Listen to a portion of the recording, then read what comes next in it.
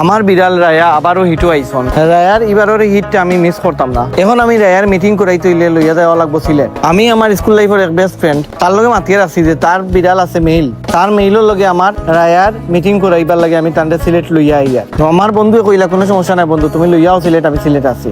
আমি রওনা দিলাম আজকে সিএনজি দিয়া, কারণ আমি আইতে আইতে রাইত 11টা-12টা বাজে দেবো। আর বাইক দিয়া রাইত 11টা-12টার সময় আওয়াটা আমার কাছে সেফ মনে হয়েছে না।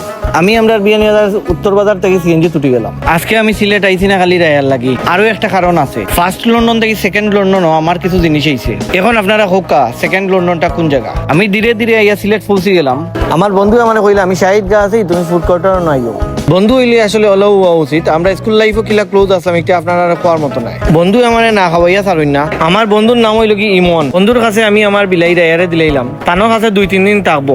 এরপরে আমি ড্রাইভার বাইরে লইয়া গেলাম কি ফাজিল চিস্ট। যাওয়ার আগে আফারে জিগাইলাম আমি কিতা আনতাম। তাইন কইন কিচ্ছু আনা লাগতো না, জাস্ট 2টা কিল্লি লই আইও আমার লাগে। আম্বখানা পয়েন্ট বাদে থেকে লই নিলাম মুরব্বী চাচার কাছ থেকে 2টা কিল্লি। পরে আমি আইলাম ফাজিল চিস্ট আফার বাসা। বাইক নিয়ে আমারে দেখিয়া মহা খুশি। ফার্স্ট লন্ডন থেকে সেকেন্ড লন্ডনও আমার লাগি যে জিনিসগুলো আইলো এগুলো আমি লইয়া বাইক নার কাছ থেকে বিদায় লইয়া রওনা দিলাম বিয়ানীবাজারের উদ্দেশ্যে। আমার সময় দেখলাম রাস্তার যে পরিমাণ কুয়াশা, বুঝাও যার যে শীত আস্তে আস্তে ইয়া হামার।